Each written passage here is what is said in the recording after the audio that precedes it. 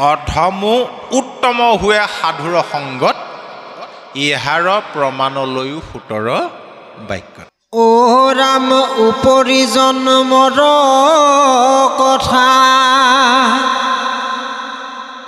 শুনিও আমাৰ আছিলো আমি দ্বিজ দ্বাসীৰ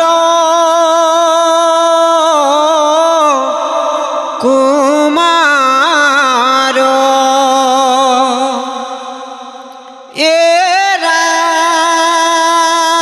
ৰাম কৃষ্ণ ভকত চাৰি পৰম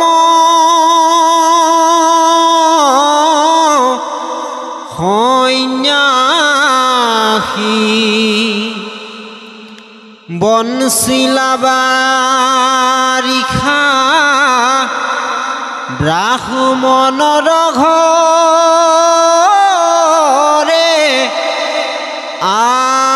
আহি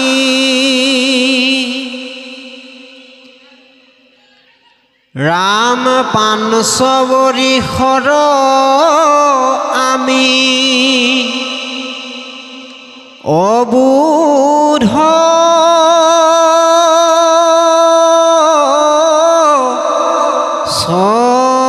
সৱাল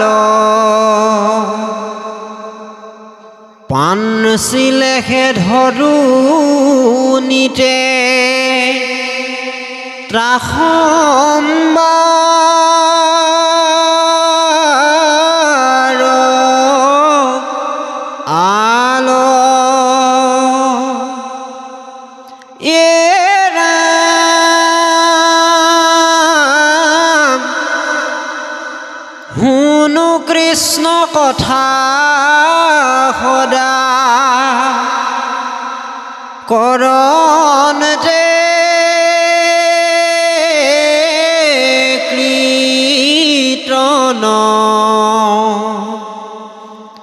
ত্ৰাসম্বাৰ কৰোনিতে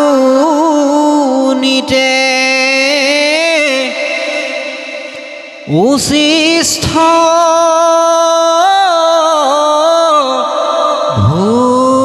ভোজন গুচাইলে মনৰ মল্ল সন্তৰ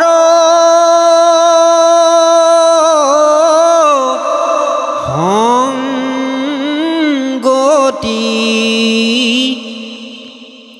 কৃষ্ণ হেন দেৱত পৰিল মোৰ মতি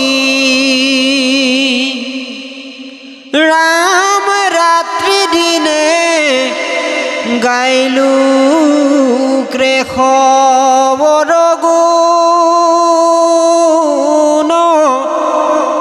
যশ মনত উপজি আহৈ কৃষ্ণ কথা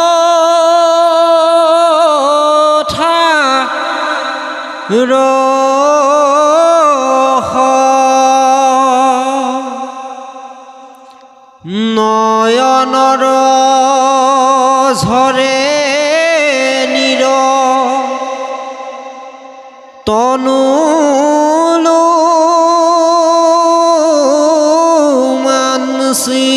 মানসিত ভকতৰ সংগত পবিত্ৰ ভৈল শ্ৰীত্ৰ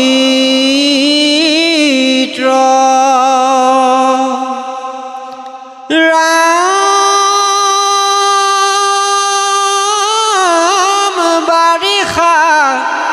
বনচিয়া চাৰি কৰিলা গমন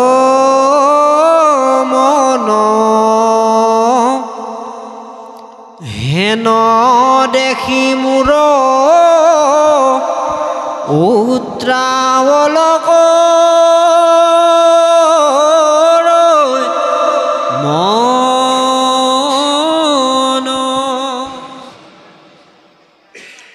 মানে ব্যাসদেৱক এইটো ক'বলৈ বিচাৰিছে, ব্যাসদেৱে যি ধৰ্ম কৰ্ম প্ৰচাৰ কৰিছিলে সেইবিলাক ধৰ্ম কৰ্ম কৰিবলৈ হ'লে নিৰ্দিষ্ট জাতত জন্ম হ'ব লাগিব। কিন্তু এই নাৰদে যিটো ভক্তিৰ কথা কৈছে, ভক্তিত কিন্তু সকলো শ্ৰেণীৰ লোকৰ অধিকাৰ আছে। চোৱা, মই আগতে দ্বিজ দাসীৰ পুত্ৰ আছিলোঁ। মই ভকত সেৱা কৰিয়ে মই পাৰিষদী তনু লাভ কৰিলোঁ।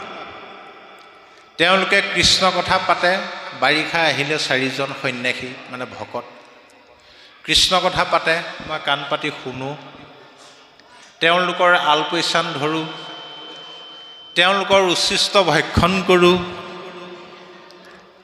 এইদৰে তেওঁলোকক সেৱা শুশ্ৰূষা কৰোঁতে কৰোঁতে কৃষ্ণ কথা শুনোতে শুনোতে মোৰ মনৰ মলিবিলাক দূৰ হৈ গুচি গ'ল। এতিয়া লোহা চাবচোন, লোহাডাল চুম্বকে আকৰ্ষণ কৰে, হয়নে বাৰু? চুম্বকে আকৰ্ষণ কৰে আমি জানো। কিন্তু সেই লোহাডাল যদি বহু বছৰ মাটিৰ তলত পোত গৈ আছিলে, মামৰে ধৰি যেতিয়া তাক মামৰে আবৃত কৰি পেলালে, তেতিয়া সেইডাল লোহাক চুম্বকে আকৰ্ষণ কৰিবনে? নকৰে। সেই মামৰবিলাক গুচাই ল'ব লাগিব। গতিকে আমাৰ মনতেই মামৰবিলাক আছে। সেইকাৰণে ভকতৰ সংগত কৃষ্ণ কথা শ্ৰৱণ কীৰ্তন কৰিব লাগে, যাতে আমাৰ মনৰ মলিবিলাক দূৰ হয়। বোলে মনৰ মলি কোনবিলাক? দম্ভ দৰ্প পৰ নিন্দা অভিমান তিৰস্কাৰ লোভ মোহ কাম ক্ৰোধ গৰ্ব অহংকাৰ এৰাম হিংসা কামনায় আশা হঠ ব্যভিচাৰ এহি 16 গোটা পুত্ৰ জানিবা মায়াৰ। এই হ'ল মায়াৰ পৰিয়াল। ক'ত থাকে? মনৰ লগত থাকে এহি 16 জন তৰিবে নোৱাৰে লোক এহি কাৰণ। আমাৰ মনটোতে এই পৰিয়ালটো থাকে। সেইকাৰণে মনুষ্য আমি তৰিব নোৱাৰোঁ, এই পৰিয়ালটোৱে গণ্ডগোল কৰি থাকে। সিহঁতে সৎ কৰ্ম কৰিবলৈ সৎ স্থানলৈ যাবলৈ নিদিয়ে। গতিকে আজি যে আমি অকণমান কৃষ্ণ কথা শুনিছোঁ, সৎ পৰিৱেশত আছোঁ, সৎ ভাৱনা কৰি আছোঁ, সেইকাৰণে মায়াৰ পৰিয়ালটোৱে আমাক আজি গণ্ডগোল কৰিব পৰা নাই। এইটো যদি আমি অভ্যাসত পৰিণত কৰি দিওঁ, আপুনি চাবচোন বাৰু, কিছুমান মানুহ দেখিলে মনটো বৰ দুখ লাগি নাজানে বাৰু, দেহিও বৰ কষ্ট পাইছে মানুহটোৱে। কিছুমান মানুহ দেখিলে আকৌ এডালক আজি ৰাতিপুৱাই দেখিলোঁ, টিঙিচকৈ খং উঠে। কিছুমান মানুহক দেখিলে আকৌ মনটো পবিত্ৰ পবিত্ৰ লাগে, নহয়নে বাৰু? কাক দেখিলে দুখ লাগিব? যাৰ অন্তৰত দুখ থাকে, তেওঁক দেখিলে আপোনাৰো দুখ লাগিব। কাক দেখিলে খং উঠিব? যাৰ অন্তৰত খং ভাৱ থাকে, তেওঁক দেখিলে আপোনাৰো খং উঠিব। কাক দেখিলে পবিত্ৰ লাগিব? যাৰ অন্তৰখন পবিত্ৰ। গতিকে আমি গীতা ভাগৱতৰ মূল লক্ষ্য উদ্দেশ্য আমাৰ চঞ্চল মনটোক স্থিৰ কৰিব লাগে, আমাৰ মনত থকা মলিবিলাক দূৰ কৰিব লাগে। গীতাও সৃষ্টি মনক কেনেদৰে নিয়ম কৰিব পাৰে। যেতিয়া অৰ্জুনৰ কথা মতে কৃষ্ণ ভগৱন্তই উভয় সেনাৰ মাজত ৰথ ৰখাই দিলে, অৰ্জুনৰ গাণ্ডীৱ সৰি পৰিলে নাই? ককাই ভাই ইষ্টমিত্ৰ কুটুম্ব গুৰু দ্ৰোণাচাৰ্য পিতামহ ভীষ্মক দেখিলে তেওঁ অৰ্জুনক কৈছেন তুমি আগতে দুটা এই গান্ধীবেৰে কিমান মহাবীৰ নিপাত কৰিলা এতিয়া কিয় হাত ভৰি কঁপিছে তাৰমানে আপোনপৰ ভেদভাৱ আহি গ'ল তেতিয়া ক'লে এই সকলোবিলাক তোমাৰ শত্ৰু মনত ৰাখিবা সকলো শত্ৰু কিন্তু এই শত্ৰুক নিধন কৰাৰ আগত তোমাৰ আচল শত্ৰুকেইটাক নিধন কৰিব লাগিব অৰ্জুনটো চক খাই গ'ল আকৌ বেলেগ শত্ৰু ক'ত আছে তোমাৰ লগতে আছে ঐ অজিত ইন্দ্ৰিয় জাৰ বিষয়ত বুদ্ধি আচুক সকামী নিষ্কামীৰো নাহি সিদ্ধি হে সখী যিবিলাকে ইন্দ্ৰিয়ৰ বহিৰ্মুখী প্ৰবৃত্তিবিলাকক আত্মামুখী কৰিব পৰা নাই সকামীবিলাকতো দূৰৰে কথা নিষ্কামীবিলাকেও সাধনাত সিদ্ধি লাভ কৰিব নোৱাৰে তেতিয়া অৰ্জুনৰ মনত অসন্তোষ হেন শুনি অসন্তোষ কৰন্ত অৰ্জুন ইন্দ্ৰিয়ক বশ্য কৰি বাক পাৰে কোন হে সখী কি অসম্ভৱ কথা কৈছা ইন্দ্ৰিয়কনো কোনোবাই বশ্য কৰিব পাৰেনে আমাৰ মনটো এনে চঞ্চল তাতে আকৌ দশইন্দ্ৰিয় লগ পালে এনে মন চঞ্চল ইন্দ্ৰিয় পাইলে সংগ যেন নাতিনীৰ বিহা বুঢ়ী কৰে ৰংগ এনে বোলে বুঢ়ী নাচনী তাতে নাতিনীয়েকৰ বিয়া অৰ্জুনে বুলন্ত শুনিও কজ দুপতি মনক জিনি বেপাৰে কাহাৰ শকতি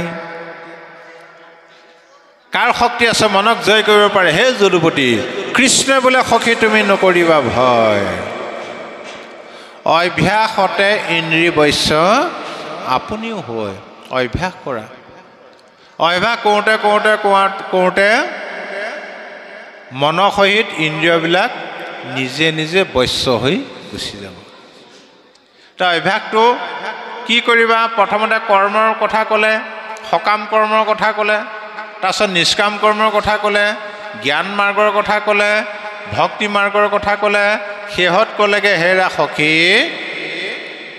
জ্ঞান মাৰ্গ কৰ্ম মাৰ্গ মনুষ্যৰ কাৰণে অসম্ভৱ আৰু ভক্তিটোৱে মোৰ সন্মত সহজ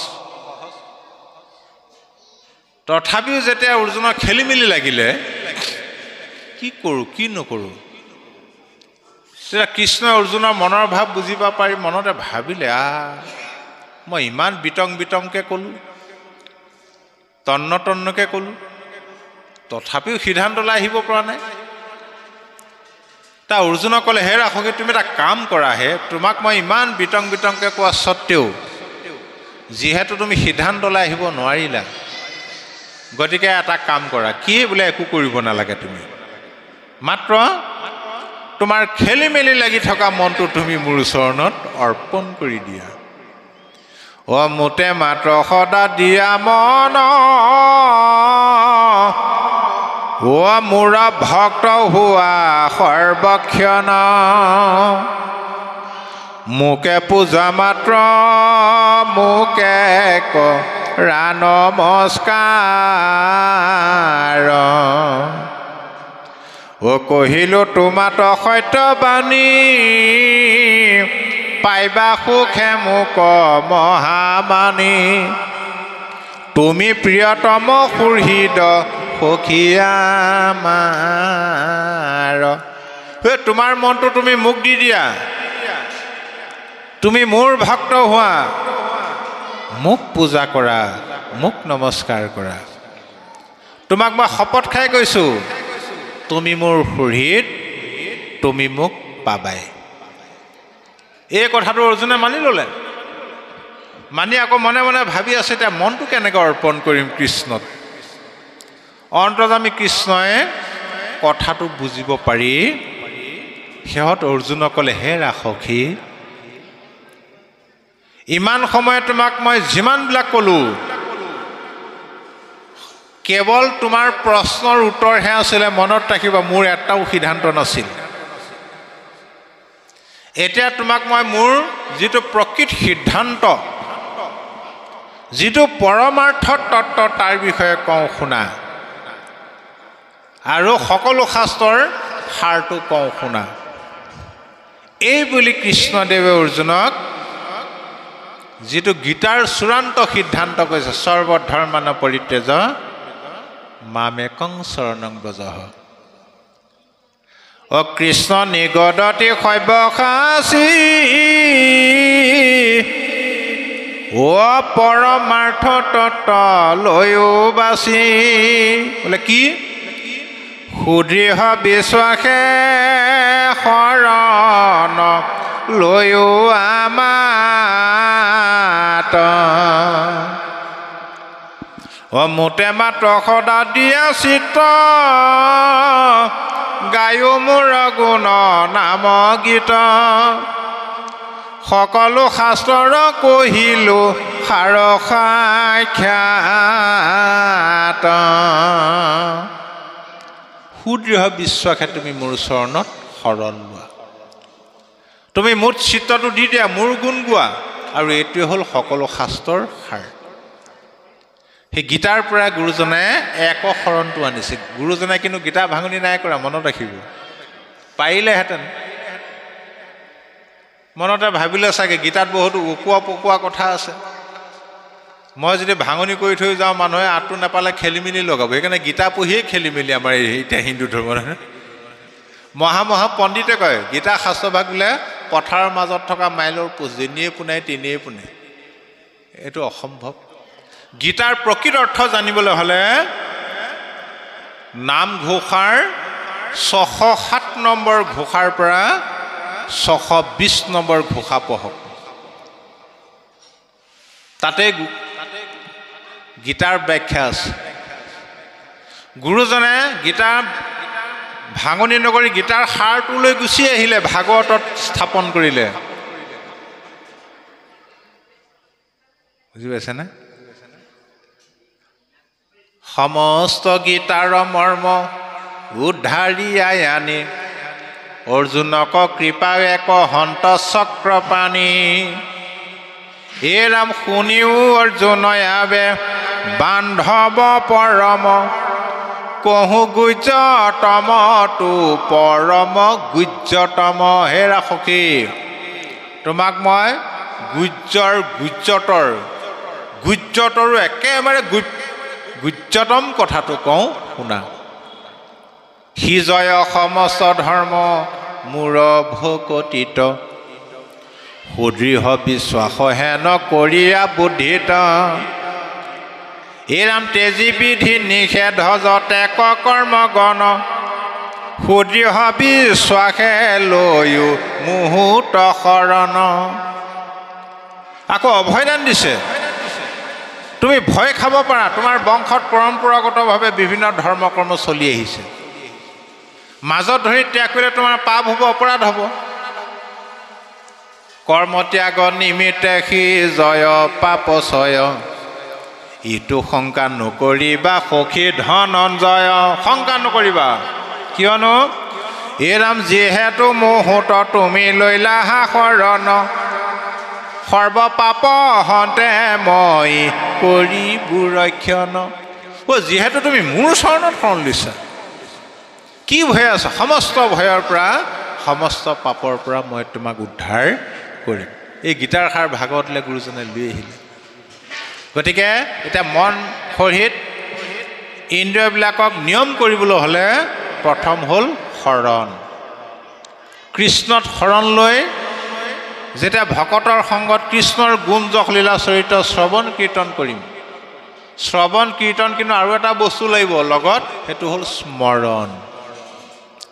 সেই শ্ৰৱণ কীৰ্তন স্মৰণ কৰোঁতে কৰোঁতে কৰোঁতে কৰোঁতে কৰোঁতে কৰোঁতে ইন্দ্ৰিয়ৰ বহিৰ্মুখী প্ৰবৃত্তিবিলাক আত্মামুখী হৈ গৈছোঁ। এদিন দুদিনত নহয়, কিন্তু এবছৰ দুবছৰত নহয়, গোটেই জীৱনটোৱে আমি আজিৰ দৰে অভ্যাস কৰিব লাগিব।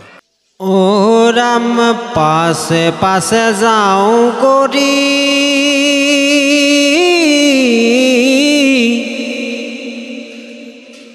কাতৰ আশেষ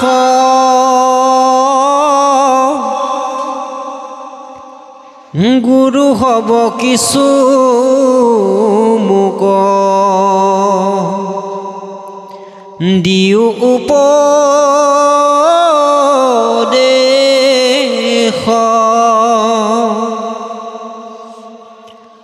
হেন বা পাতকী সংসাৰ ৰকতৰো আশী শুনিয়া সদয় ভৈলা চাৰিও সন্যাসী উলটি ধৰিয়া মোক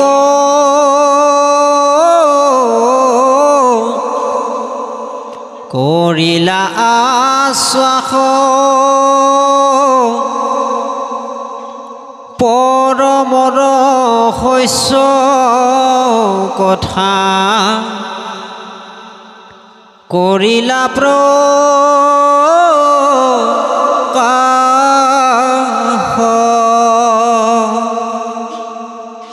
কহিলন্ত ভকতি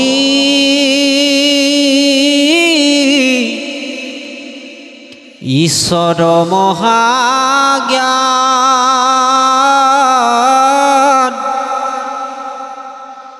যেন অন্ধলাক দিলা দিব্য চক্ষু দান বান্ধৱ কৃষ্ণ কময়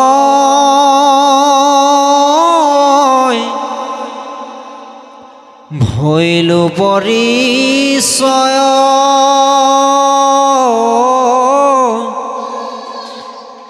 আন দেৱ ধৰ্ম জানিলো মায়া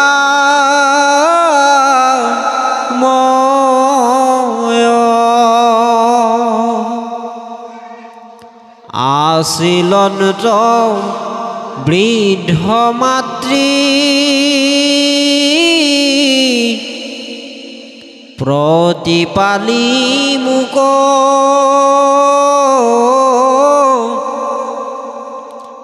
দংশিলে সৰ্পে তেহু গৈল পৰ লোক। কৃষ্ণ এতিয়া সেই সন্ন্যাসীকেইজনে নাৰদৰ অনুৰোধ ক্ৰমে যিটো ঈশ্বৰ ভক্তি জ্ঞান প্ৰদান কৰিলে, যেতিয়া সেই ঈশ্বৰ ভক্তি জ্ঞানটো পাই গ'ল, এতিয়া নাৰদৰ অৱস্থাটো কেনেকুৱা হ'ল? কহিলন্ত ঈশ্বৰ ভকতি মহাজ্ঞান যেন অন্ধ লাক দিলা দিব্য চক্ষুদান, যে অন্ধজনক চক্ষুদান দিয়া নিচিনা হ'ল। তাৰপিছত কি হ'ল? বান্ধৱ কৃষ্ণকময় ভৈলো পৰিচয় আন দেৱ ধৰ্মক জানিলো মায়াময়। যেতিয়া মই বান্ধৱ কৃষ্ণৰ লগত মোৰ পৰিচয় ঘটিল, তেতিয়াহে মই উপলব্ধি কৰিলোঁ কি বাকীবিলাক দেৱ ধৰ্ম তীৰ্থ ধৰ্ম বা এইবিলাক হ'ল মায়াময় বেদ ধৰ্ম। এতিয়া মায়াময় বেদ ধৰ্ম তাৰমানে বেদত দুটা ধৰ্ম আছে, দুটা বাদ আছে। এটা হ'ল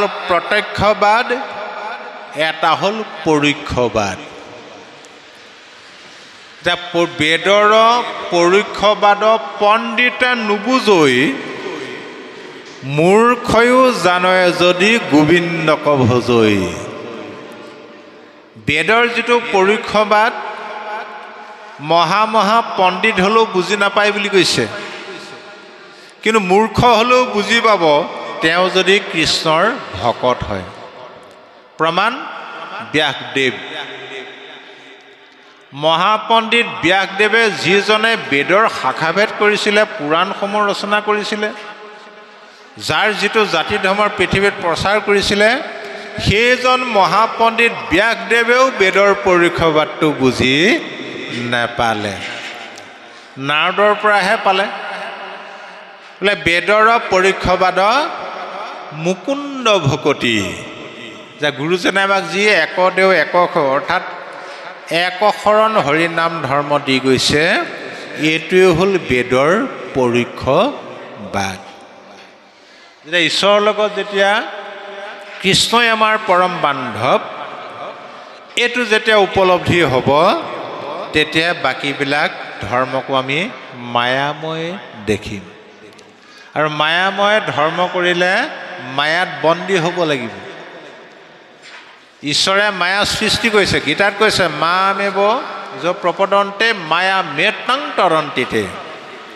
যে হে সখী, মায়া মই সৃষ্টি কৰিছোঁ, আৰু সেই মায়াৰ কবলত কৰি মনুষ্যবিলাকে দুখ দুৰ্গতি ভোগ কৰে।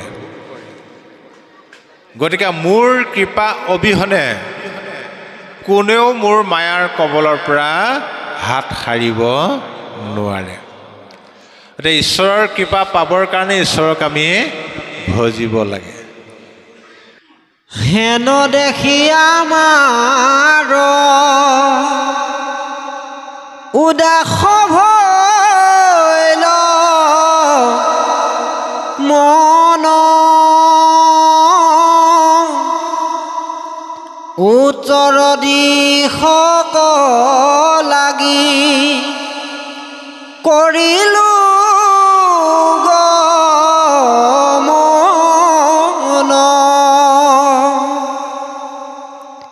এৰাইলো নগৰ গ্ৰাম নদী নদ দেশ, ঘোৰ অৰণ্যত ভৈলো আপুনি প্ৰৱেশ, বন মধ্যে দেখিলো বিচিত্ৰ সৰু বৰ,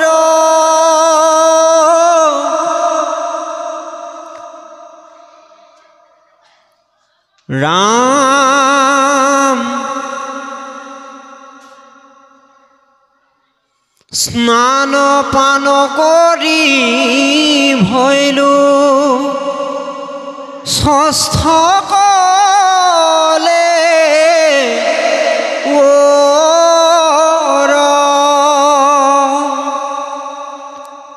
আসনে বহিলো শিশু অস্বস্থৰ তলে, কৃষ্ণক চিন্তিবে লৈলো হৃদয় কমলে,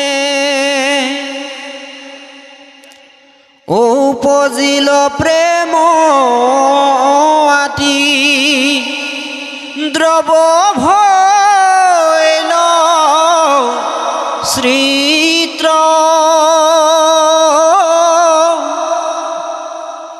ঝৰে নয়নৰ নীৰ ত্ৰণুৰু মান শ্ৰীত।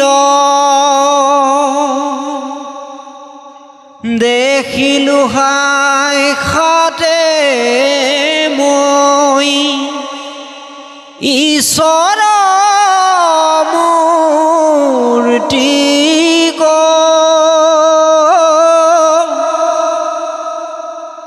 কৰন্ত্ৰ প্ৰকাশ কুটি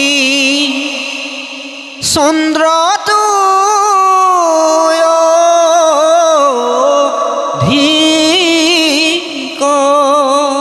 কৃষ্ণ এতিয়া নাৰদে কৃষ্ণক ক'ত দেখা পালে? হৃদয়ত। এতিয়া আমি আকৌ ঈশ্বৰক ক'ত বিচাৰি ফুৰোঁ? বাহিৰত। কিয় ইয়াৰ পৰা গাড়ী ৰিজাৰ্ভ কৰি যোৱা নাই জানো ঈশ্বৰক বিচাৰি? হয়নে? কিমান দূৰ দূৰণিলৈ গৈছে। পইচা পাতি কম থকাসকল অসমতে ঘূৰি ফুৰিছে ঈশ্বৰক বিচাৰি। অলপ বেছি থকাসকল যেনিবা জগন্নাথ ক্ষেত্ৰ পৰ্যন্ত গৈছে আৰু। কিন্তু প্ৰকৃততে আমি ঈশ্বৰক ক'ত বিচাৰিব লাগে? শাস্ত্ৰমতে পদ্মকল্পত নাৰায়ণে যেতিয়া প্ৰথম ব্ৰহ্মাদেৱক ভাগৱত কৈছিলে, তেতিয়াই নাৰায়ণে ব্ৰহ্মাক কৈছিলে, হেৰা ব্ৰহ্মা, তুমি মোক য'ত ত'ত বিচাৰি ফুৰিলে নাপাবা, তুমি মোক বিচাৰি মাত্ৰ এটা স্থানলৈ যাব লাগিব। বোলে ক'ত যাম প্ৰভু? বোলে শুনা, ঐ হেন মোক বিচাৰিবে সাধুৰ সংগত জ্ঞান বিজ্ঞান তেবে হৈবে কবে কত। এতিয়া আমাৰ ছাত্ৰ ছাত্ৰীসকলে কিয় পঢ়ে? এখন চাৰ্টিফিকেটৰ কাৰণে পঢ়ে। জ্ঞানটোও হয়, চাৰ্টিফিকেটো পায়। এটা চাকৰি ঘটিবলৈ হ'লে, পাবলৈ হ'লে কিমানখন চাৰ্টিফিকেট লাগিব? একেবাৰে অংগনাবাদী কোৰ্চৰ পৰা আৰম্ভ কৰকচোন বাৰু, MA কোৰ্চলৈকে। এতিয়া মানুহবিলাকৰ কি হ'ল, চাকৰিটোৰ কাৰণে লাখ লাখ টকা খৰচ কৰে, কিমান বছৰ সাধনা কৰে, পঢ়িবলগীয়া হয়। তাতোতকৈ টান ঈশ্বৰক লগ পোৱাটো। ঈশ্বৰক আকৌ এনেই লাগে, হয়নে বাৰু? ঈশ্বৰক পাবলৈ হ'লেও 2খন চাৰ্টিফিকেট অৰ্জন কৰিব লাগিব, তাৰপিছত ঈশ্বৰক আপুনি ধ্যান কৰক। সেই চাৰ্টিফিকেট ঘটাই নাই বোলে ঈশ্বৰক লাগে আৰু, প্ৰভু আমুকটো কৰি দিয়া, তামুকটো কৰি দিয়া। তোমাৰ চাকৰ নেকি ঈশ্বৰে এইবিলাক কৰিবলৈ? কি লাগিব? বোলে জ্ঞান আৰু বিজ্ঞান। এই 2খন চাৰ্টিফিকেট অবিহনে কেতিয়াও আপুনি কৃষ্ণক উপলব্ধি কৰিব নোৱাৰে। প্ৰথম জ্ঞান। বোলে জ্ঞান, জানিব লগা কথা জনাটোৱে হ'ল জ্ঞান। গীতাত কৈছে, হেৰা সখী, জ্ঞেয় বস্তুক জনাটো জ্ঞান। মানুহে জানি শেষ কৰিব পাৰিব জানো? কোটি কোটি জনমতো জানি শেষ কৰিব নোৱাৰে। তাৰ ভিতৰত আমি জানিব লাগিব 4টা কথা বিশেষকৈ। প্ৰথম জানিব লগা কথাটোৱে হ'ল, মইনো প্ৰকৃততে কোন? আমি নিজক চিনি পাইছোঁ জানো? বোলে তুমি কোননো? বোলে মই আমুকা। আমি নামটোহে কৈছোঁ। আৰে আপুনি যিটো নাম কৈছে সেইটো জন্মৰ পিছত পালেনে আগতীয়াকৈ লৈ আহিছে? বোলে নহয়, জন্মৰ পিছত পোৱা নামহে। যদি জন্মৰ পিছতহে তুমি এই নামটো পাইছা, তেতিয়া জন্মৰ আগত তোমাৰ নাম বেলেগ এটা আছিল।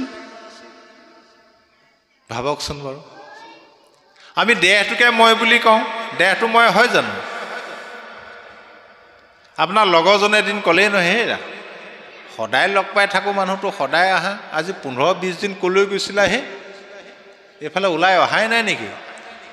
কি ক'ব, আজি 15-20 দিন হ'ল, মোৰ দেহাটো একেবাৰে বেয়া, সেইকাৰণে মই আহিব পৰা নাই। কি বুলি ক'লোঁ? মোৰ দেহাটো অসুখ কাৰণে মই আহিব পৰা নাই। তাৰমানে ভাবকচোন কি কথা কৈছোঁ। দেহাটো মোৰ, আকৌ মইতো বেলেগ, হয়নে? এবাৰ ৰামচন্দ্ৰ প্ৰভুৱে হনুমানক ক'লে, হেৰা তুমি কোন হে? প্ৰভু মই হনুমান। তোমাৰ নামটো মই জানো নহয়, তোমাৰ নামটো সোধা নাই, তুমিনো কোন? মই হনুমান। বোলে নহয়। মই পৱন পুত্ৰ। বোলে নহয়। মই অঞ্জনাৰ পুত্ৰ। যেতিয়া নহয় নহয় বুলি ক'লে হনুমন্ত লাগি গ'ল নহয় খেলি মেলি। সৰু কালৰ পৰা মই নিজক হনুমান বুলিহে চিনি পাওঁ, ৰামচন্দ্ৰ প্ৰভুৱে নহয় বুলি ক'লে কথাটো কি? এই বুলি তেওঁ মই কোন বুলি ধ্যানত বহিল। বহু সময় ধ্যান কৰাৰ অন্তত লাহেকে হাতযোৰ কৰি ৰামচন্দ্ৰ প্ৰভু ক'লে, প্ৰভু তোমাৰ প্ৰশ্নৰ উত্তৰটো মই এতিয়াহে বিচাৰি পালোঁ। কি পালা? দেহ দৃষ্টিত মই তোমাৰ দাস, জীৱ দৃষ্টিত মই তোমাৰ অংশ। তোমাৰেহে অংশই আমি, যত জীৱ যাক তোমাৰ মায়ায়ে প্ৰভু বান্ধিলে আমাক। আৰু আত্মা দৃষ্টিত প্ৰভু তুমিয়ে মই, তোমাৰ আৰু মোৰ মাজত কোনো পাৰ্থক্য নাই। গতিকে মই কোন? আত্মা। আত্মা কি? বোলে পৰমাত্মাৰ বিস্তৃত অংশ আত্মাই আহি যেতিয়া দেহটো ল'ব, সি জীৱৰ ৰূপটো পায়। এইটো জ্ঞান। আৰু ক'ৰ পৰা আহিলোঁ? এতিয়া নিজৰ ঘৰখনেই চিনি নাপাওঁ আমি। আইগৰাকীক সোধোচোন বা আইগৰাকী ঘৰ ক'ত? চিধাই ক'ব ইয়াতে, এখন গাঁৱতে, নহয়নে ঘৰ? নহয় আপোনাৰ আচল ঘৰ ক'ত? চিধাই মাকৰ ঘৰখনৰ কথা ক'ব, আচল ঘৰ। মাকৰ ঘৰখন আচল ঘৰ হয় জানো? সেই মাকৰ ঘৰখনলৈ অহা কিমান দিন হ'ল আপোনাৰ? যিমান আয়ুস হৈছে সিমান দিনহে হৈছে। তাৰ আগত ক'ত আছিলে? তাৰ আগত ক'ত আছিলে? গৈ থাককচোন। গৈ গৈ সকলো মানুহৰ বা জীৱৰ ঘৰ এখনে ওলাব, এইখনে হ'ল বৈকুণ্ঠ। এই দুটা জ্ঞান পালোঁ। ৩ নম্বৰ জ্ঞান, বোলে সংসাৰলৈ কিয় আহিলোঁ? বোলে মাটি কিনিবলৈ আহিলোঁ, ঘৰ বনাবলৈ আহিলোঁ, গাড়ী কিনিবলৈ আহিলোঁ, মাছে মঙহে ঠিকছে খাবলৈ আহিলোঁ। সেইবোৰ এনেই হ'ব। এই অলপ দেৰি আগত ক'লেই নহয় নাৰদে, ব্যাসকলে তুমি যি ধৰ্ম কৰ্ম বিধান দিলা, এইবিলাক মানুহে এনেই ক'ব, ধনৰ কাৰণে এনেই কষ্ট কৰিব। সেইবোৰ ধন ঘটিবলৈ শিক্ষা দিব নালাগে নহয়। কালে কৰ্মে মিলাই বেক বিষয়ৰ ভোগ। কাল আৰু কৰ্মই বিষয়ৰ ভোগটো পাবই। উপদেশা লোক হৌক কৃষ্ণক সন্মুখ। তুমি কৃষ্ণৰ সন্মুখীন হ'বলৈহে উপদেশ দিব লাগিছিলে। তুমি আকৌ ধন ঘটিবলৈ, মাটি কিনিবলৈ, ঘৰ বনাবলৈ, গাড়ী কিনিবলৈ উপদেশ দি দিলে। সেইটো এনেই পাব। যোৱা বছৰ ভঁৰালত আপুনি যিটো ধানৰ খেতি ভৰাই দিছে সেইটোৱে খাই আছে এইবছৰ, হয়নে হ'ল? যোৱা বছৰ ভঁৰালত যদি শালি ধান ভৰাই থৈ দিছে, এতিয়া বাৰু জহা ধান বিচাৰিলে পাবনে বাৰু ভঁৰালত? যিটো খেতি কৰি দিছে সেইটোৱে খাবলৈ পাব। গতিকে কৃষ্ণক সন্মুখ হ'বলৈ উপদেশ দিয়ে। গতিকে আমাক মহাপুৰুষ মাধৱদেৱে কি বুলি ক'লে? কিয় আহিলোঁ? হৰি গুণ নাম শ্ৰৱণ কীৰ্তনে ভজিও হৰি চৰণ, মনুষ্য হৈবাৰ ইমানে মাত্ৰ জানা নিজ প্ৰয়োজন। যে আমাৰ পিতৃ হ'ল কৃষ্ণ। কৃষ্ণৰ গুণ যশ লীলা চৰিত্ৰ শ্ৰৱণ আৰু কীৰ্তনেৰে আমি তেওঁক ভজিবলৈহে আহিছিলোঁ। আকৌ ক'লৈ যাবগৈ লাগিব? এতিয়া ভাগৱত সামৰাৰ পিছত আপোনালোক ক'লৈ যাব? নামঘৰতে থাকিব নে যাবগৈ? যাবগৈ, নিজৰ নিজৰ ঘৰলৈ যাবগৈ। যদি নামঘৰলৈ আহি পোৱাৰ পিছত নিজৰ ঘৰখন পাহৰি থাকে, লোকৰ ঘৰত সোমাইকৈ ৰাতি 12টা-এটাত মানুহে চুৰ ডকাইত বুলি নেখেদিব, সেই গোটেই খেলি মেলি লাগিব। এতিয়া আমাৰ অৱস্থাতে সেইটো আমি নিজৰ ঘৰখনেই পাহৰি থাকিলোঁ, যাওঁ কেনেকৈ এতিয়া? বৈকুণ্ঠলৈ যাব লাগিব। সেইকাৰণে সেই বৈকুণ্ঠ হওঁতে আমাৰ পিতৃ কৃষ্ণ নিজে নামি আহিলে ধৰাধামলৈ। তাৰমানে এইকেইটা হ'ল জ্ঞান। 4টা জ্ঞান পালোঁ বোলে জানি থ'লে কামত দিবনে নিদিব বাপজনক হ'লো বাপ আপুনি খৰাহী পাচি এইবিলাক বনাব জানে নাই বোলে জানো আগতে LP স্কুলত পঢ়ি থাকোঁতে হাতৰ কাম দিবলৈ শিকা ধুনীয়া ডিজাইনৰ খৰাহী পাচি বনাবলৈ শিকি থৈছোঁ আজিলৈকে জীৱনত কিমান বনালে বোলে এটাও বনোৱা নাই গতিকে সেইটো জ্ঞানৰ কি অৰ্থ থাকিলে বোলে ভাগৱত শুনিবলৈ গ'লোঁ ভাগৱত পঢ়িবলৈ গ'লোঁ জ্ঞানটো পালোঁ কিন্তু হাতে কামে লগা নাই সেইটো কামত নিদিব ভাগৱত সেইটো পঢ়িবাক লাগে শাস্ত্ৰ জ্ঞানৰ নিমিত্তে জ্ঞানৰ কাৰণেহে পঢ়িব লাগে আমাৰ আকৌ কি সমাজত নিয়ম কিছুমান বান্ধি দিলে সকলোৱে এইটো জানি গ'লে বিপদ হ'ব নহয় গতিকে অখণ্ডভাৱেহে পঢ়িবলৈ আজিকালিও চলি থাকে নহয় 7 দিন ৰাতি তাৰপৰা জ্ঞান অৰ্জন হয়নে বাৰু যিসকল তত্ত্বজ্ঞ ভকত গোটেই ভাগৱত পঢ়ি পাত কৰি থৈছে সেইসকলৰ লাভ হয় অকল শুনি গ'লেই হ'ল আৰু বাকী জীয়ৰী বোৱাৰী এইবিলাকৰ লাভ হ'বনে বাৰু এতিয়াও নহয় যি কি নহওক এতিয়া আমাৰ অৱস্থাটো সেইটো হ'ল আগতে দেহ বিচাৰ গীতত গাই নহয় গৈছিলোঁ মই মায়া বজাৰলৈ ভাল বস্তু কিনি খাবলৈ ভাল বস্তু কিনা নহ'ল মায়াকেহে কিনা হ'ল মন ভাৱনা কেনিবা দি গ'ল আমাৰ অৱস্থাটো সেইটো হ'ল এতিয়া যদি আবেলি যদি কেনেবাকৈ অমিয় ভূঞা আহি যদি ঘোষণা কৰিলেহেঁতেন আপোনালোক ৰাতি 12টালৈকে বহি থাকক কোনো নাযাব সকলোকে চেক দিম পইচা দি সেৱা কৰিম এজনে হিলিলেহেঁতেন বাৰু নামঘৰত নথোৱা হৈ থাকিলেহেঁতেন কিন্তু অমৃত খাবলৈ মানুহৰ সময় নাই ভগৱন্ত কৃষ্ণদেৱে বৈকুণ্ঠ প্ৰায়ণৰ আগে আগে আমাৰ কাৰণে এটা বিশেষ কথা চিন্তা কৰিলে বৈকুণ্ঠলৈ যাবলৈ ওলাইছে যাব আৰু কলিৰ মলমতি মনুষ্যৰ কাৰণে এটা বিশেষ কথা চিন্তা কৰিলে কি চিন্তা কৰিলে কৃপাময় কৃষ্ণে পাছে চিন্তিলন্তকাজ মুক দৰ্শনে নিষ্ঠা ৰিবে হিৰাজ যে মই বৰ্তমান ধৰাধামত থকাৰ কাৰণে বৰ্তমানৰ মানুহে মোক দৰ্শন কৰি সংসাৰ তৰিব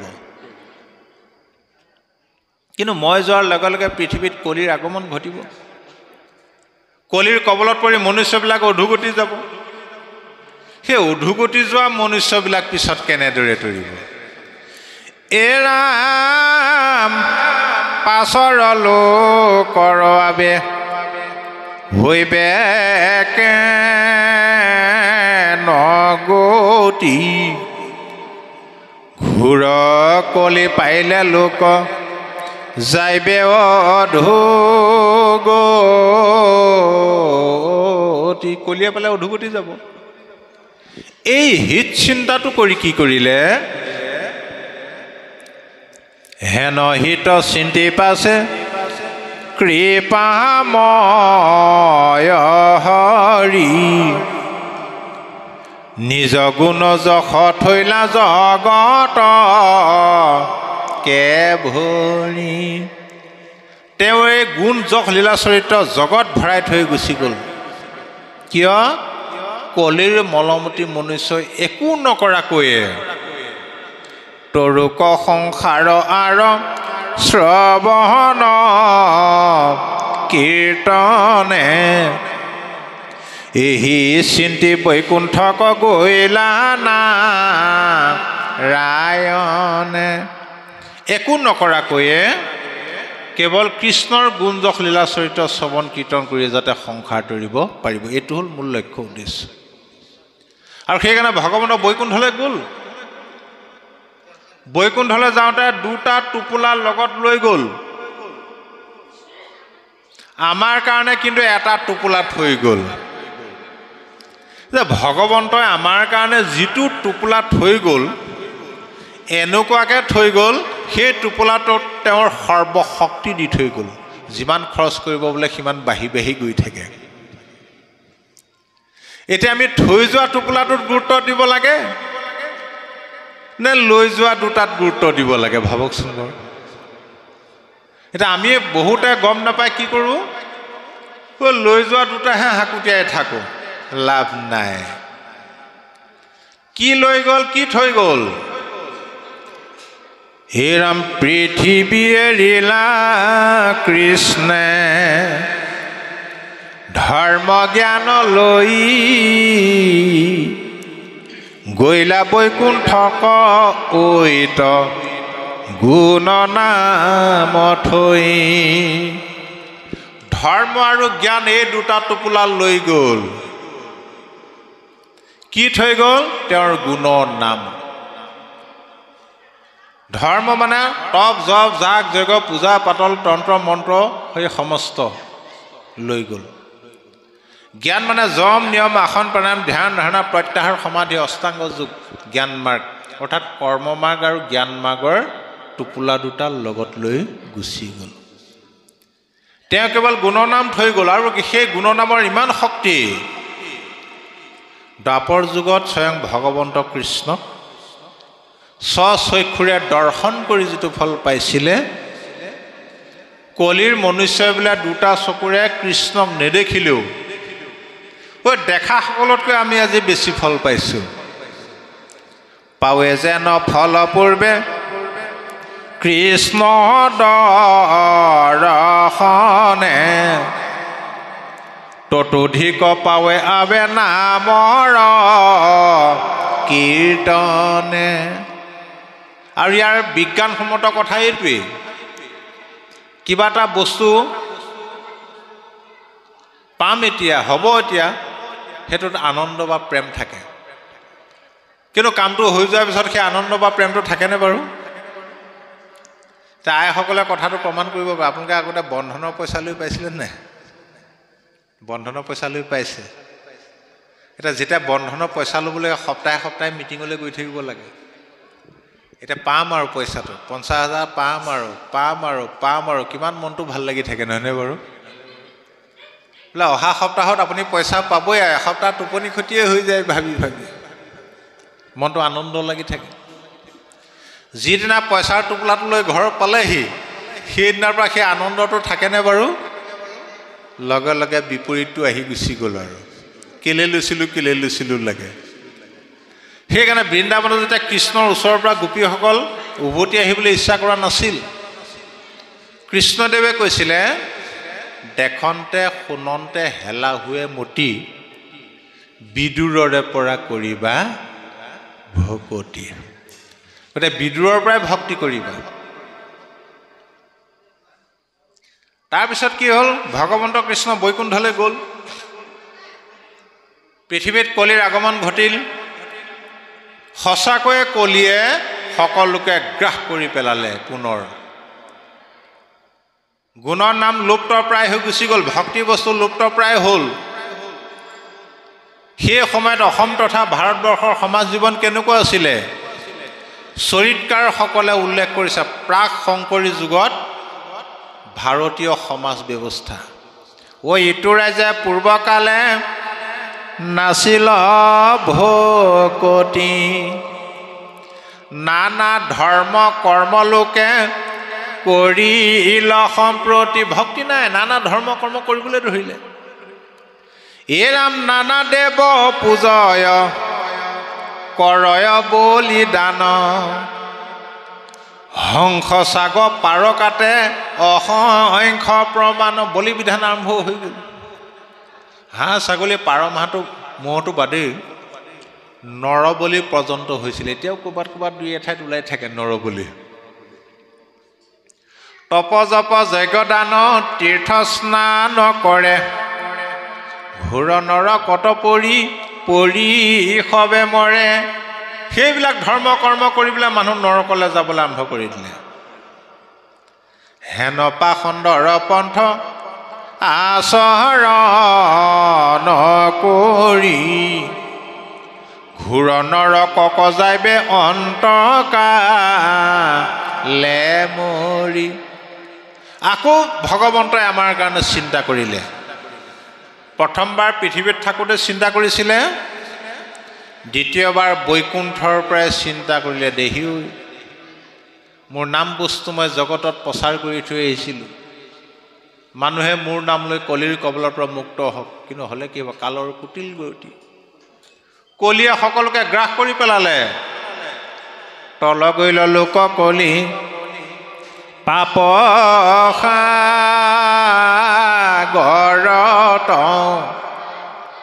কৃপাময় কৃষ্ণ চিন্তা কৰিব বৈকুণ্ঠত। আকৌ বৈকুণ্ঠত চিন্তা কৰিলে, মই এতিয়া কেনেকৈ উদ্ধাৰ কৰোঁ। ইটো লোক সমস্তকে কৰিতে উদ্ধাৰ, শংকৰ মাধৱ ৰূপে ভৈলায় অৱতাৰ। এইবাৰ গুৰু আৰু শিষ্য ৰূপে শংকৰ আৰু মাধৱ ৰূপে অৱতাৰ হৈ গীতা ভাগৱতৰ সাৰ সংগ্ৰহ কৰি আমাক আহ্বান জনাই থৈ গৈছে। হেৰা, তোমালোক সংসাৰলৈ আহিছিলা নামৰ বেহা কৰিবলৈ, মায়াৰ পতিত হলা, কলিৰ কবলত পৰি মায়াৰ বেপাৰহে আৰম্ভ কৰিলে। গতিকে গুৰুজনে নিজে দোকান খুলি বেপাৰ কৰি আমাক দেখাই থৈ গৈছে, চোৱা হৰি ভকতিৰ পাতিলন তহাত শংকৰে জগত জুৰি, ৰাম নাম ৰত্ন বেহায়া জগতে চলয় বৈকুণ্ঠপুৰী। নিজে দোকান খুলি নামৰ বেহা কৰি আমাক আহ্বান জনাই থৈ গৈছে নাই? দোকান খুলিয়ে দিলে, তেওঁ দোকানী হৈ গ'ল। আমি মাত্ৰ একোজন একোজন গ্ৰাহকহে হ'ব লাগে, কামেহে। কিন্তু আমাৰ বহুতে আকৌ কথাটো বুজি নাপায়, নিজে দোকানী হ'বলৈ গৈ গোটেইখন খেলি মেলি লগাই পেলালে। এতিয়া নামৰ দোকানী কিমান আছে এতিয়া? গুৰুজনে সেইকাৰণে সাৱধান বাণী শুনাই থৈ গৈছে, হেৰা মই দোকান খুলি দিলোঁ, দোকানী হ'বলৈ নিবিচাৰিবা, গ্ৰাহক হোৱা। অ বেখায়ো ভা ৰতে হাত আউৰ বেলি নাতে, চলিতে নিকট ভয়ো ভৰা দিয়া যাতে। বেপাৰত লাগি যোৱা, ভাৰতবৰ্ষত নৰতনুত দেহ পাইছা, বাট চাই নাথাকিবা। চাকৰিয়ালবিলাকে বাট চাই থাকে, ৰিটায়াৰ হৈ লওঁ নামঘৰলৈ যাম আৰু ধুতি পিন্ধি, ৰিটায়াৰ হ'বলৈ নাপাবও পাৰা। ডেকা গাভৰুবিলাকে ভাবি থাকে বিয়া বাৰু পাতি ল'ৰা ছোৱালী হৈ লওক আৰু তাৰপিছতে নামঘৰলৈ যাম। লাভ নাই, আবেলি ধান ৰ'দত দিলে শুকাব জানো? কাতিমহীয়া বেলি মানুহৰ জীৱনটো। সেইকাৰণে ভাগৱতে কৈছে কুমাৰৰ কালৰে পৰা ভজিও হৰি।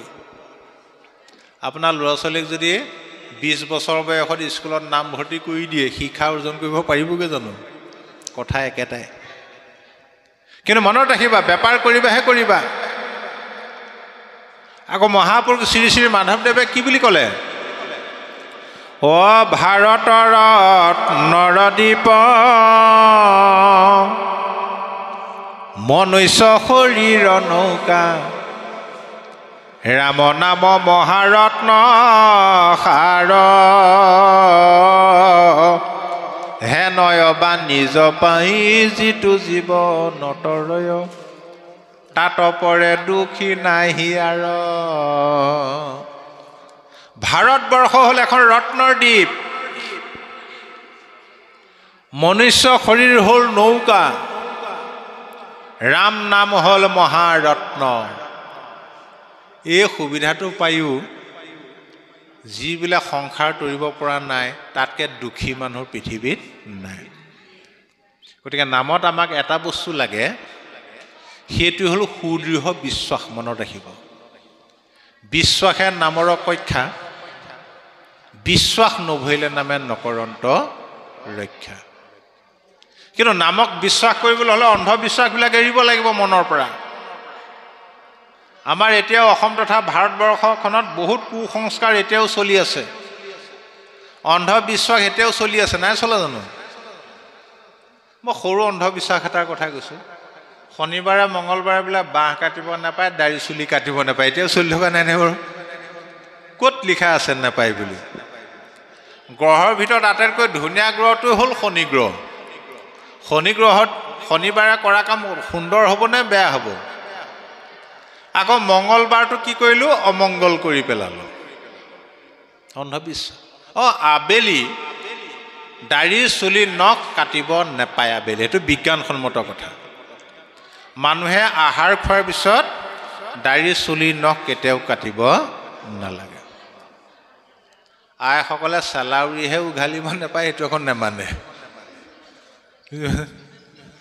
কাৰণ চকু কণাহে কম বয়সত চশমা পিন্ধিবলগীয়া হ'ব, চেলাউৰি উঘালে, সেইটো আকৌ কেতিয়াও নেমানে। আগতে আকৌ আইসকলৰ নিয়ম এটা আছিলে, বোলে বাপজনৰ নামটো কাঢ়িব নাপায় নহয়, আগৰসকলে নাকাঢ়ে নহয়।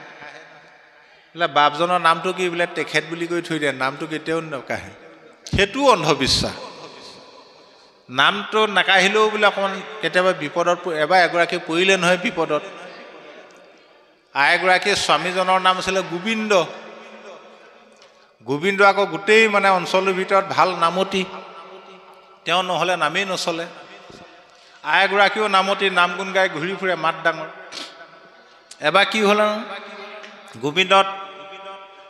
গোবিন্দ মানে নামৰ দায়িত্ব পৰিলে ঠাইত। আইগৰাকী খুলে, হেৰা আমুক বাৰে তোমাৰ ক'ৰবাত নিমন্ত্ৰণ আছে নি? বোলে নাই। এই মোৰ লগতে ওলাবাহে, ৰাইজ ঢেৰ হ'ব, মোক কাহ হৈ দেখিছাই নহয়, মাতটো ভাগি আছে। তুমি আইসকলৰ মাজত বহি নামষাৰ টানি দিবা, উঠি যাব। বোলে হ'ব। চাইকেলক ইয়াতে জাপ মাৰি বহিলে আৰু নামৰ জেগা পালেহি। গোবিন্দ নামৰ আসনত বহিল। আইগৰাকীক আইসকলৰ মাজত বহুৱাই দিলে। বহুৱাই পেলাই ইংগিতটো দিলা, ধৰিবা দেই। বোলে হ'ব হ'ব। তাক গোবিন্দই মনতে ভাবিলে চতুৰ্বিংশতি কীৰ্তনেৰে ভাগ দিওঁ। এই বুলি লগাই দিলে জয় হৰি গোবিন্দটো, বুজিছে নহয়? আইগৰাকীয়ে মুখে নেমাতিলে নহয় জয় হৰি গোবিন্দটো। কীৰ্তন এদাই হ'ল আৰু কাষৰগৰাকীয়ে সুধিলে, হেৰি আপোনাৰ গা ভাল নহয় নি? বোলে ভালেই।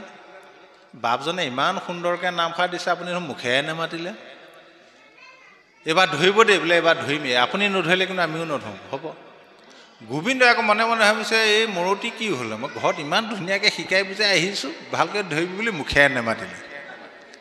এই যে আকৌ গাব মানে আশা নাই আৰু, এই বোলো চুটি চাই চুটি কীৰ্তন এটাকে দিওঁ বুলি লগাই দিলে। গোপাল গোবিন্দ যদু নন্দন কৃষ্ণৰ চৰণে লৈলো শৰণ। 4 শাৰীমান গৈছে আৰু সেইগৰাকীয়ে মনে ভাবি এইবাৰো এইভাগে দিবলৈ পালে মুখে নমতা হ'ল।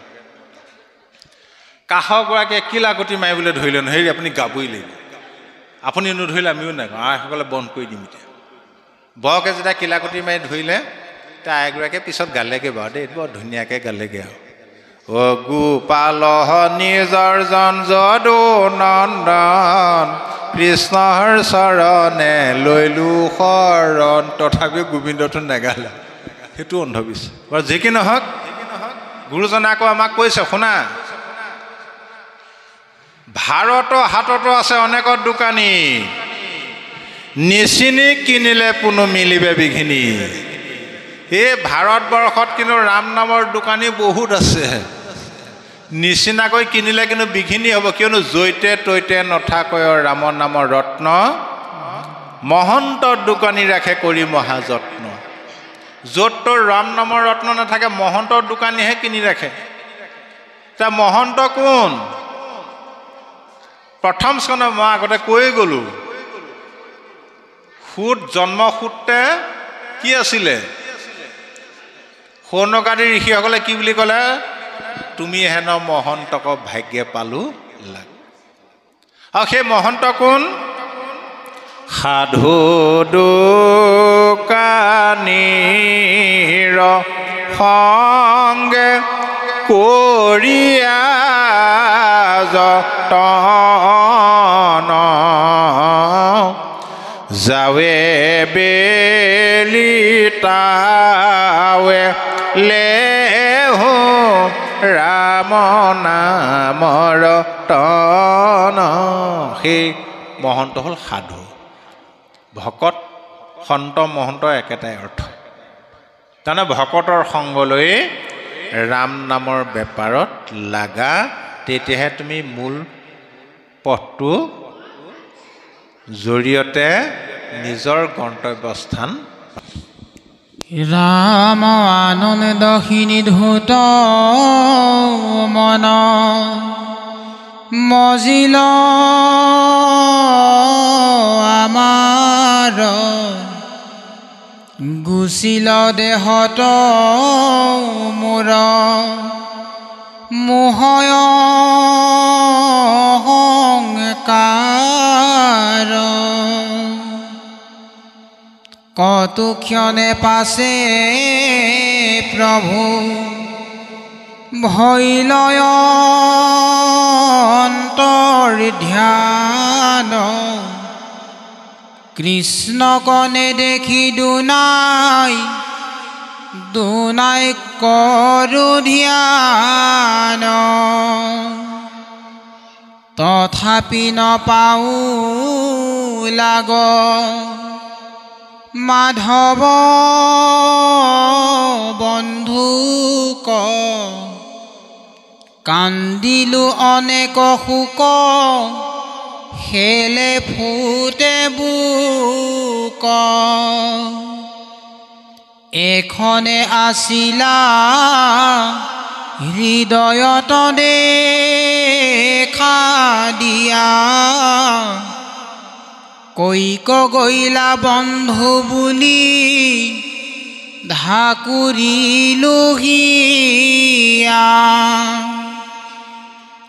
অনন্তৰে আকাশত শুনিলো বচন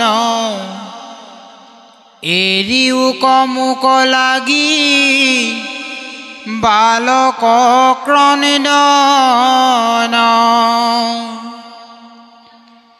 নতু গুচৈ সম্যকে মনৰমল যত নপাইবা মুহুৰ দেখা আউৰ ইজনে মত মোৰ গুণ নাম মাত্ৰ কৰিও কীৰ্তন পাইবা আউৰ জন্মত সদায় দৰিশন তেজিয়া নিন্দিত দাসী পুত্ৰক লেৱৰ পাইবি মোৰ পাৰিষদি তনু শ্ৰেষ্ঠতৰ হৈবে কনাৰদ নাম দিব্যৰূপ ধৰ ফুৰিবি পবিত্ৰ কৰি লোক নিৰন্তৰ হেন শুনি ভৈল মোৰ মনয়ো পখাম লাজ এৰি গায়া ফুৰো কৃষ্ণ গুণ নাম কৃষ্ণ চৰিত্ৰ যত সুমৰো মনত অনন্তৰে আশী ভৈল কালয়ুপগত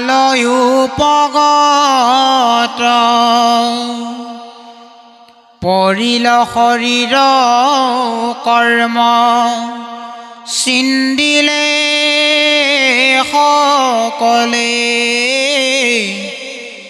পাইলো পাৰিষদিতনো ভকতিৰ বলে সেই সময়ত আহি মিলিল প্ৰলয় প্ৰৱেশিলো মই গয়া ব্ৰহ্মাৰ হৃদয় তাহানে মানস পুত্ৰ হুয়া ভৈলো জাত দেখা ভকতিৰ কেন মহিমা সাক্ষাৎ কৃষ্ণ এতিয়া এইটো ভাগৱতৰ প্ৰথম কাহিনী নাৰদে ব্যাসদেৱক এই কথাটো পত্যন্যাব বিচাৰিছে যে ভক্তি হ'ল শ্ৰেষ্ঠ আৰু এই ভক্তিত উচ্চ নিচ্চ চুত বৰ ধনী দুখীয়া ভেদভাৱ থাকিব নালাগিব পাঁচটা গৰ্ব হ'ল ভক্তিৰ কণ্টক সেইকাৰণে মহাপুৰুষ শ্ৰী শ্ৰী মাধৱদেৱে নামঘোষাত কৈছে সেইখন সমাজক স্পষ্টভাৱে আঙুলিয়াই দিলে কোনখন সমাজক আঙুলিয়াই দিলে হে কৃষ্ণ পুত্ৰ পত্নী সংগ তেজি তজু পদ চিন্তিনিত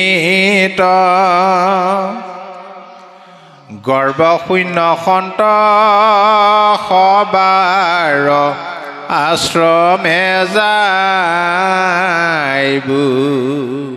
পদ্মে বাজ হুইবে তজু কথা মৃত নদী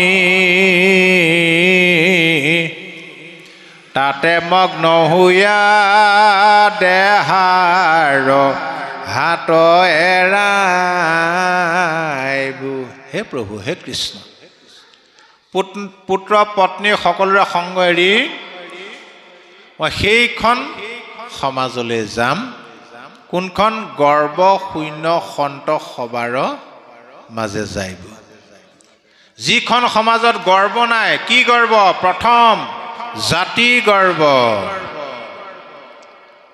দ্বিতীয় গৰ্ব হ'ল ধন গৰ্ব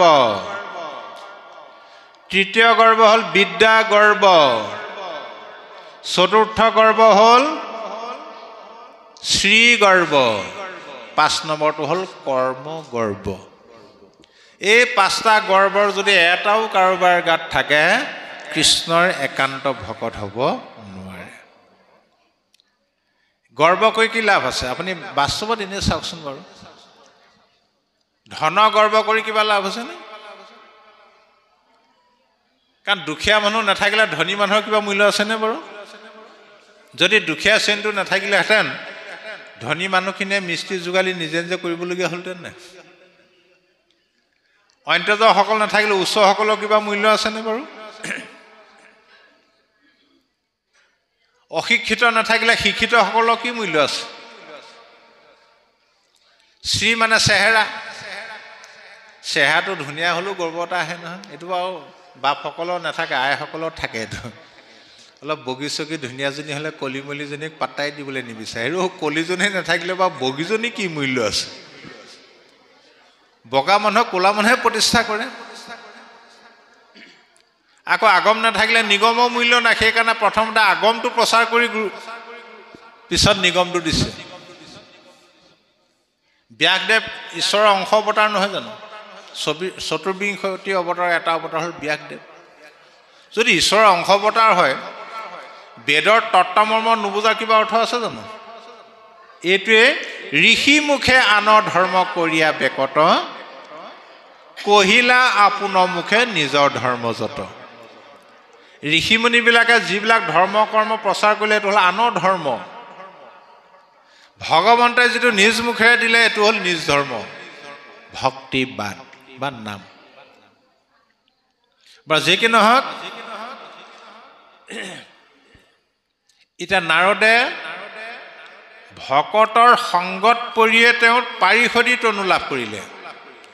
এইটো ভকতৰ সংগৰ মহিমা দেখুৱাইছে।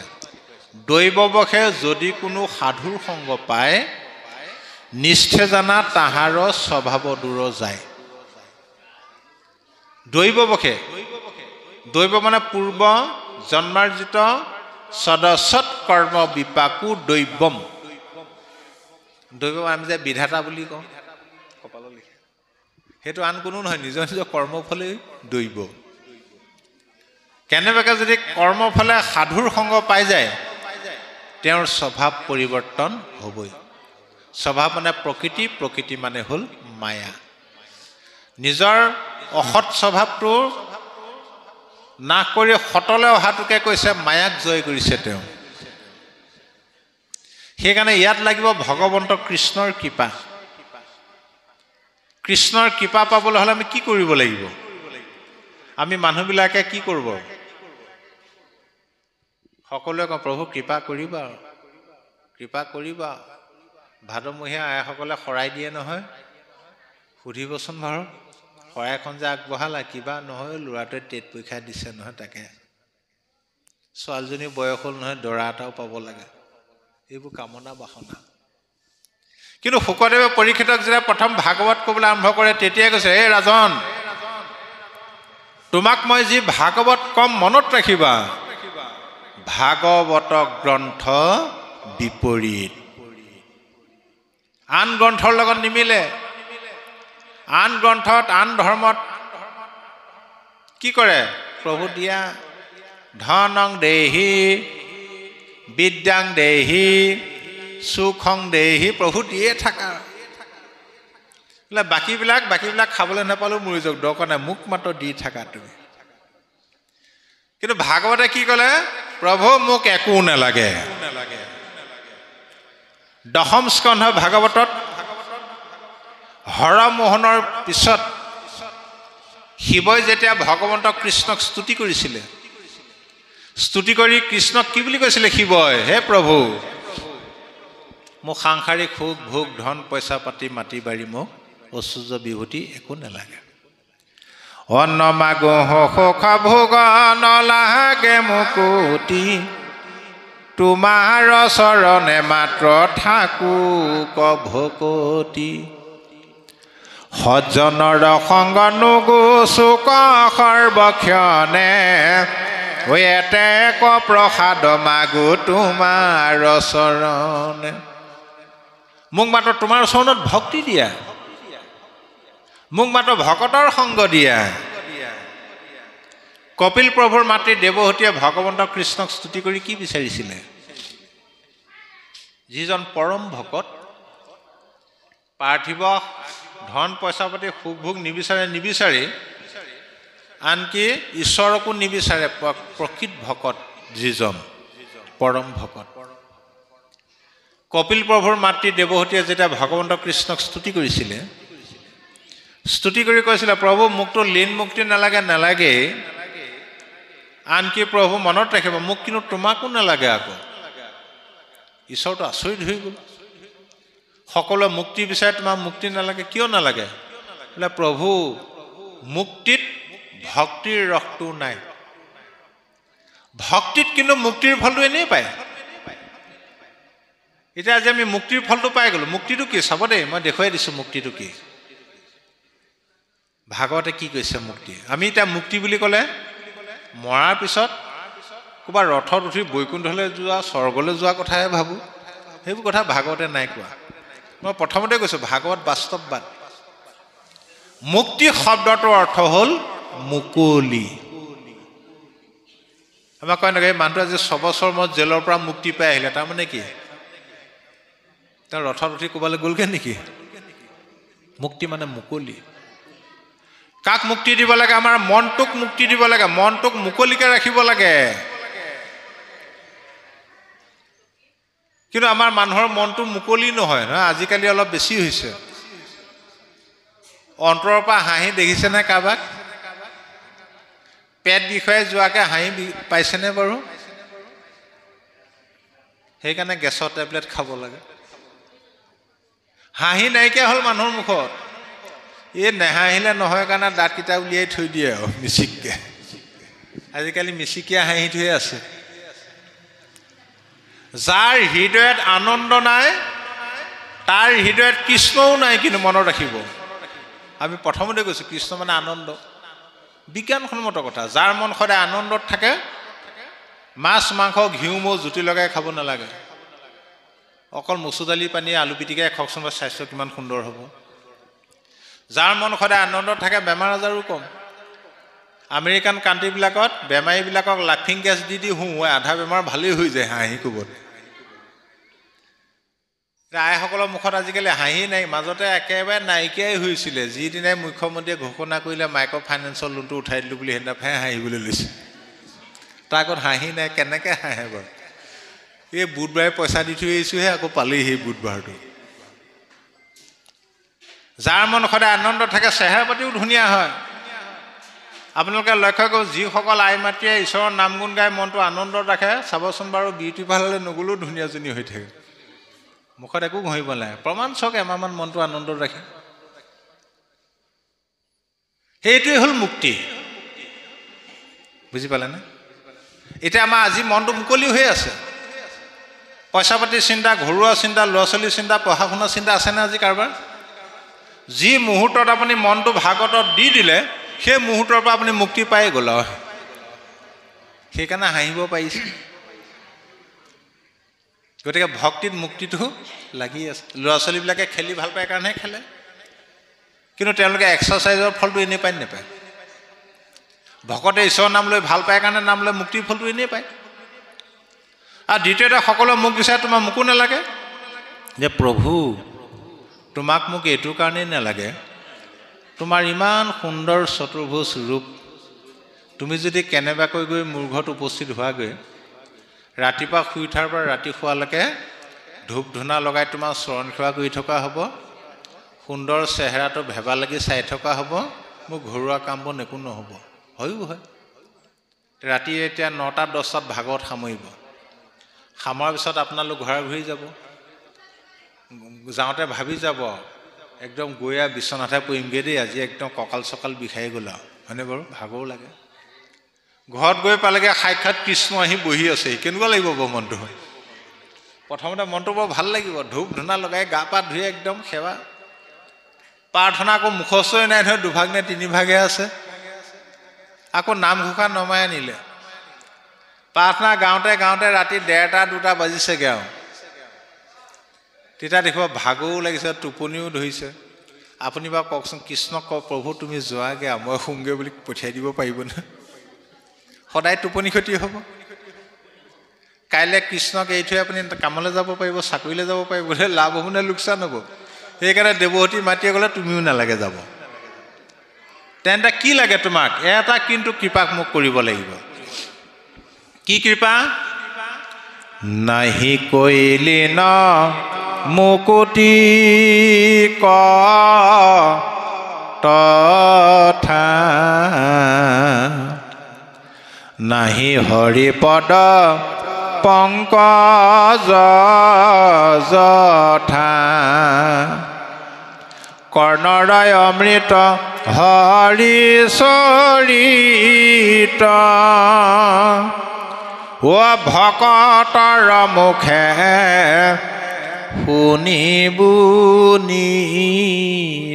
কৰ্ণৰ অমৃত সম, পৰম অমৃতময় তোমাৰ গুণ যশ লীলা চৰিত্ৰবিলাক সদায় যাতে ভকতৰ শ্ৰীমুখেদি শুনি থাকিবলৈ পাওঁ, এইটো কৃপা কৰিলে হৈ গ'ল। ও ভকতৰ বিষয়ত নাহি শকতি, কৃষ্ণ কথা শুনিবাক সদা ৰেৰতি। সদায় অকণমান হ'লেও কৃষ্ণ কথা শুনিবলৈ ৰতি কৰে গতিকে এইদৰে ৰতি যেতিয়া ৰতি আহিব প্ৰথম লাগিব শ্ৰদ্ধা সহকাৰে শুনিলে তাত ৰতি আহিব ৰতিৰ পিছত উপৰতি আহিব উপৰতি মানে বিষয়ৰ প্ৰতি বিৰক্তি ভাৱ আহিব তাৰপিছতহে ভক্তি আৰু সেই ভক্তিয়ে জীৱন্ত অৱস্থাত মুক্তি দিবই যি জীৱন্ত অৱস্থাত মুক্তি নহয় মৰাৰ পিছতো নহয় সেইকাৰণে জীৱন মুক্তিৰ কথাই কৈছে বাৰু হে ৰাম ভকতিৰ প্ৰভাৱ কহনেতে অদ্ভুত ভৈলো অৱতাৰ মই হুয়া দাসী সুত মহাহৰি প্ৰসাদে তৰিলো ঘোৰ মায়া হেন জানি ব্যাস জগতকে কৰা দয়া কৃষ্ণ গুণ নাম ধৰ্ম কৰিও বেকত শ্ৰৱণ কীৰ্তনে তাৰ তৰুক জগত এহি বুলি মুনি ভৈলা স্বৰ্গত প্ৰৱেশ ব্যাসোচিত্ত শান্ত ভৈলা পায়ায়ু উপদেশ কৃষ্ণৰ মূৰ্তিক পাছে কৰিল নিত ধ্যান হৃদয়তে কৃষ্ণক দেখিলা বিদ্যমান বাম পাশে মায়া দক্ষিণত ভক্তি মাও দেখি ব্যাস ঋষিৰ ৰোমাঞ্চ ভৈ লগাও মায়ায়ে বান্ধন্ত ভক্তি মাতৃমেলাৱনিত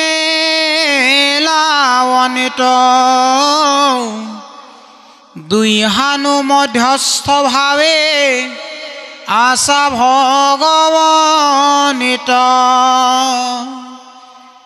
বন্ধৰ মুখ্যৰ হেতু দেখি ব্যাস ঋষি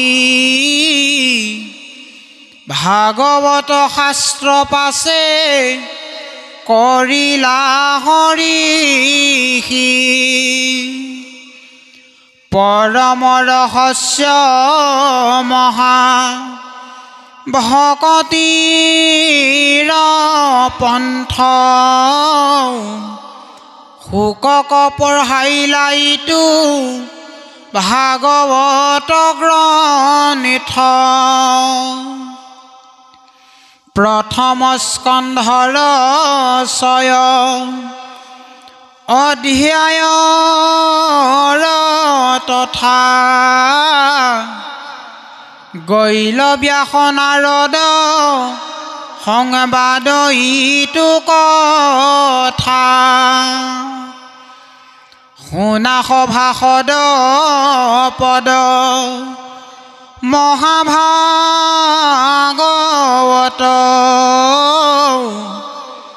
পুৰাণৰ সূৰ্যয়াৰ শুনিও মহত্ব হুয়া এক শৰণ যিজনে শুনয়াক